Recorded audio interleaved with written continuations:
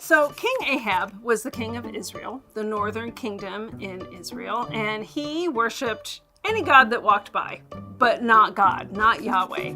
King Jehoshaphat, on the other hand, was the king of the southern kingdom of Israel called Judah. He thought God was awesome, so he worshipped God. And the two of them decided to join forces against a common enemy, the king of Aram. And Jehoshaphat wouldn't go into battle until he heard what God had to say about it. He wanted to ask God, should we go into battle? And hear what God had to say. So he said to Ahab, hey, do we have a prophet around here that can tell us what God has to say?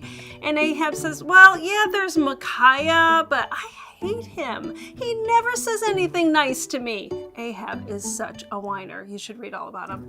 But anyway, Jehoshaphat insists, and they call Micaiah, and Micaiah walks in and he says, Ahab, God set this whole battle up. You're gonna die, man. And do you know what happened? They went into battle anyway. And do you know what happened? Ahab died. Crazy town. So what does this have to do with us? Well, when God says something that you don't want to hear, what do? Do you ignore him? Do you push back? Do you ask him, what are you talking about? Because there's plenty of times in the Bible when we don't know where he's coming from. But that's exactly where you get your answer from. You read the Bible, you find out more about God, and then you can start to understand where he's coming from, and some things start to make more sense.